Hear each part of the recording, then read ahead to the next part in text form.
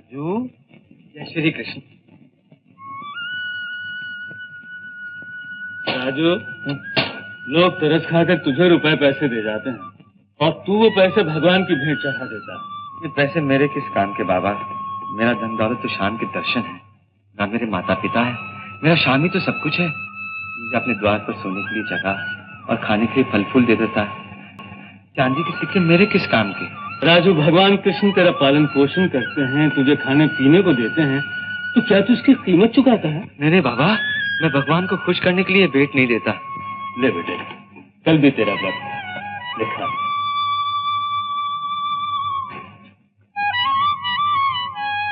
सांवरे, तूने भोग लगाया, मैं खा लूं? खा लूं?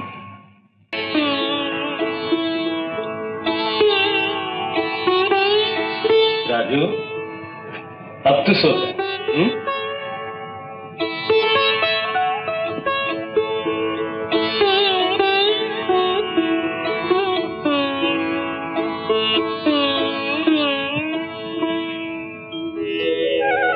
आइए आइए धर्म देवता, पधारिए। क्यों राजू, क्या हाल है? अपनी शान की छाया में आनंद ही आनंद है। जय श्री कृष्ण। जय श्री कृष्ण। पांडे जी, आज हम नई फसल का बीज बोने जा रहे हैं। पूजा पूरी श्रद्धा से होनी चाहिए। जो आज्ञा महाराज। राजू जी, आज इतने जोर से मंदिर का घड़ियाल बजाओ कि कोसों दूर तक किसी की आवाज सुनाई दे। सत्य वचन महाराज। पधारिए महाराज, पधारिए।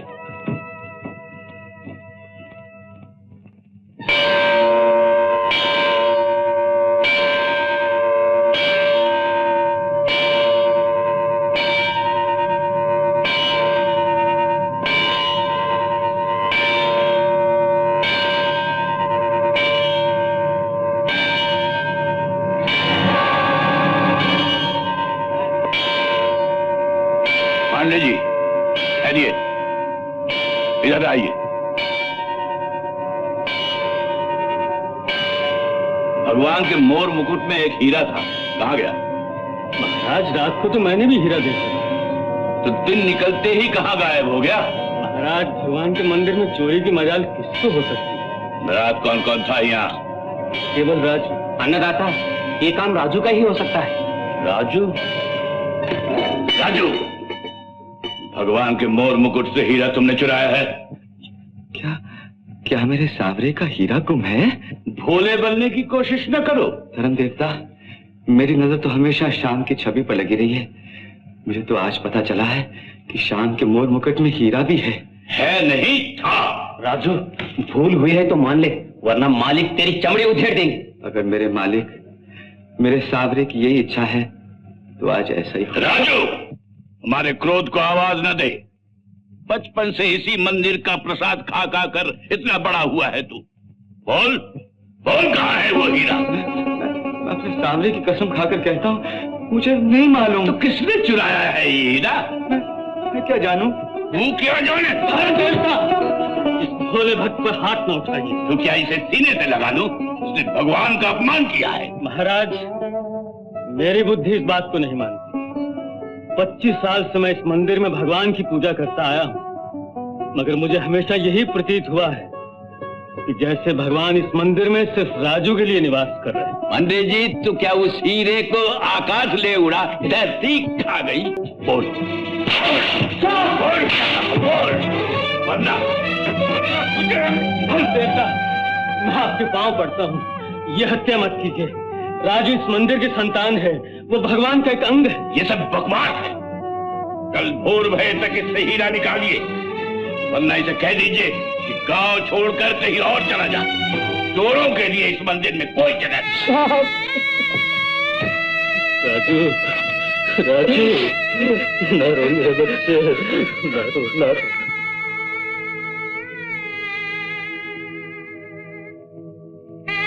तो मैं चोर हूं? देखा नहीं मुझे चोर ठहराया जा रहा?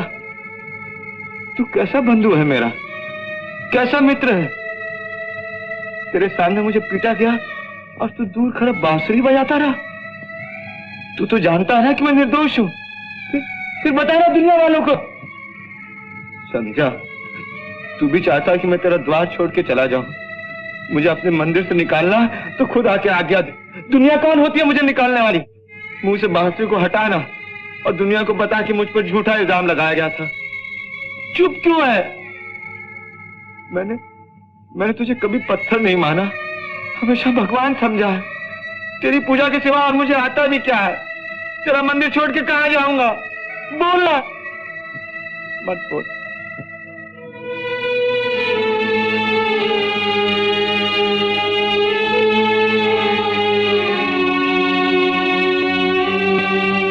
तुझे हाँ चला जाऊंगा। पिता भी कह रहा तो जगत पिता भी, लेकिन याद रखना ये रिश्ता तूने तोड़ा है मेरे साथ, मैंने नहीं। राजू। हाँ चला जाता हूँ। अब अकेले सांवरे की पूजा करते रहना। मंदिर में झाड़ू देने वाले बहुत मिल जाएंगे, लेकिन राजू नहीं मिलेगा। हाँ राजू मेरे बच्चे, शायद तेरे जाने में भी कोई भलाई हो। तू मथुरा चला जा। मथुरा चले जाओ? क्या मथुरा में इसका निवास नहीं? क्या वहाँ कोई और शाम है? मैं मथुरा नहीं जाऊंगा। अच्छा तो बंबई चला जा, वहाँ मेरा एक भतीजा रहता है, ये रहा उसका पता। और मेरे बच्चे, वो हर प्रकार से तेरी सहायता करेगा। और ये ले 4 पैसे सफर खर्च के लिए रख ले मेरे बच्चे। क्या बाबा, यही 4 पैसे मेरी उम्र भर काम आएंगे? हिम्मत में हार मेरे बच्चे, ये तेरा सांवरा तुझसे छेड़ कर रहा है जैसे एक बार सुदामा से की थी। और मेरे बच्चे, बाद में सुदामा को क्या से क्या बना दिया। कोई सुदामा नहीं था, कोई कृष्ण नहीं। ये तो किसी लेखक ने कहानी लिख दी होगी।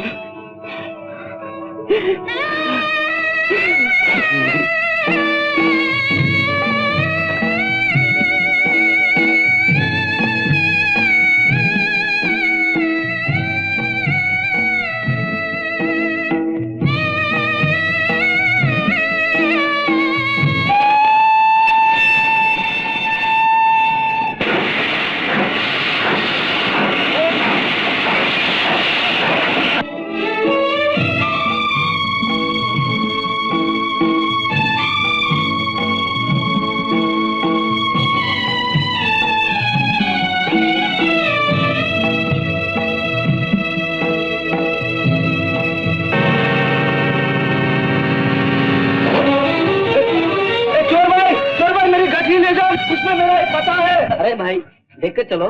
देख के क्या चलो? वो चोर मेरी गठरी चोरी करके ले गया। अच्छा, परदेसी हो? हाँ, नया नया बनवास मिला है। दुनिया के ठुकराहे मालूम देते हो।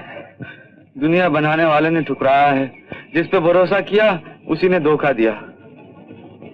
अब धर्म मूर्ति श्री गणेश दत्त जी अपने पवित्र विचारों से आपके मन प्रकाशित करेंगे।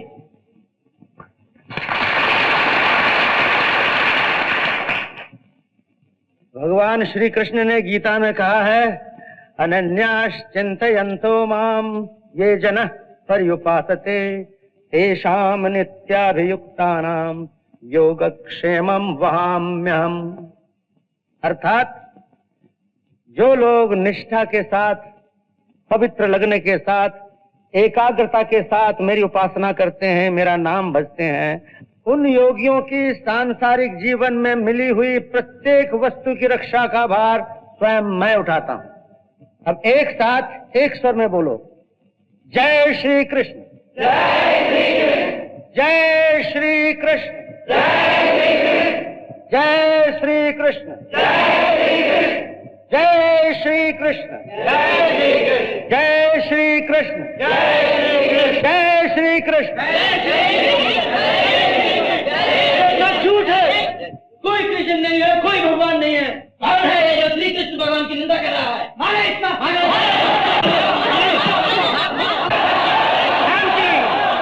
शांति।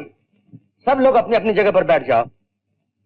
बालक, तुम मेरे पास आओ। स्वामी जी, ये नास्तिक है, भगवान को नहीं मानता, फिर आप इसे अपने पास क्यों बुलाते हैं?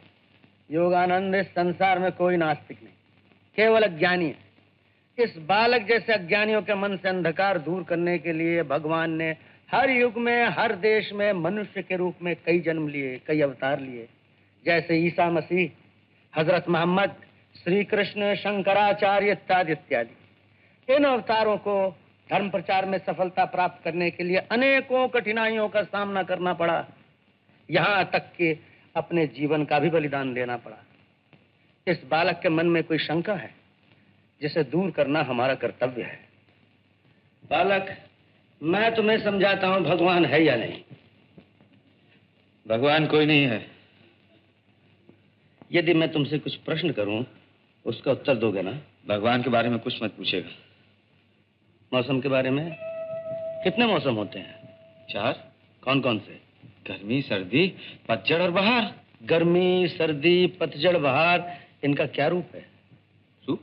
इन मौसमों को तुमने किस रूप में देखा है? मौसम का कोई रूप थोड़ी होता है। परंतु अनुभव तो करते हो। हाँ, गर्मी में गर्मी लगती है, सर्दी में सर्दी।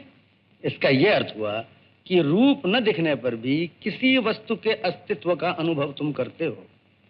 इसी प्रकार भगवान एक शक्ति है जो तुम्हें दिखाई नहीं देता, केवल अनुभव करते हो। बहुत अनुभव करके देखा स्वामी जी, लेकिन मुझे क्या मिला? अनुभव किया परंतु कुछ नहीं मिला। इसका यह अर्थ हुआ कि तुम पहले नास्तिक नहीं थे, किसी कारणवश भगवान से रूठे हुए हो। रूठूं नहीं तो क्या करूं? तुम भगवान को किस रूप में मानते थे? मैं श्याम सावरे का भक्त था। बचपन से मैंने उसकी सेवा की। मंदिर में झाड़ू लगाया करता था। मंदिर के प्रसाद के अलावा और कोई भोजन नहीं करता था। सोते जागते जुबान पर अगर किसी का नाम आता तो श्याम सावरे का। मैंने उसे अपना बंधु, अपना मित्र, अपना मालिक समझा, लेकिन उसने मेरा साथ छोड़ दिया। मैं तुम्हारी बात समझा नहीं। मैं समझाता हूँ। उस मंदिर में मुझ पर चोरी का इल्जाम लगाया गया कि भगवान के मुकुट का हीरा मैंने चोरी किया है। हरे कृष्ण, हरे कृष्ण। देखा, मेरी बात सुनकर आपका दिल तो पसीज गया, लेकिन श्याम सावरा तो पत्थर का ही रहा। उसने मेरी सहायता नहीं की। इसलिए तुम्हारी सहायता नहीं की क्योंकि भगवान तुम्हारी परीक्षा ले रहा था। जिस तरह पाठशालाओं में बच्चे परीक्षा देकर छोटी श्रेणी से बड़ी श्रेणी में जाते हैं, उसी तरह इस संसार में हर मनुष्य को भगवान की परीक्षा देनी पड़ती है। ये संसार सबसे उच्च श्रेणी की पाठशाला है बालक, और इसकी परीक्षा उतनी ही कठिन है। जो इस परीक्षा में उत्तीर्ण होता है उसी की आत्मा परमात्मा से मिल सकती है। सोना आग में गलाया जाता तब उसका गहना बनता है। मैला कपड़ा भट्टी में तपाया जाता तब वो उजला होता है। इस आग और भट्टी से उत्तीर्ण होकर ही तुम उसके समीप पहुंच पाओगे, उसके पास पहुंच पाओगे, उसकी लीला को समझ पाओगे। उसने तुम्हारा साथ नहीं छोड़ा। वो किसी जीव का साथ नहीं छोड़ता। कीट पतंग, कीड़े मकोड़े से लेकर गर्भ के बालक तक की सहायता करता है, उनकी रक्षा करता है। इस कारण किसी शंका या संदेह को तुम अपने मन में स्थान न दो बालक, और एक सच्चे भक्त की तरह सांसारिक आंधियों का सामना करते हुए आगे बढ़ो। यदि मेरी युगों की तपस्या में कोई सच्चाई है तो मैं तुम्हें विश्वास दिलाता हूं, तुम्हारा श्याम अवश्य तुम्हारा साथ देगा। यदि न दिया तो यह माथे का चंदन सदा के लिए मिटा। मुझे क्षमा कीजिए। अनजाने में मुझसे बहुत बड़ी भूल हुई है। मैंने भगवान का अपमान किया है, बहुत बड़ा पाप किया है। मुझे क्षमा कीजिए। पश्चाताप ही पाप का प्रायश्चित होता है। कभी भगवान पर से विश्वास न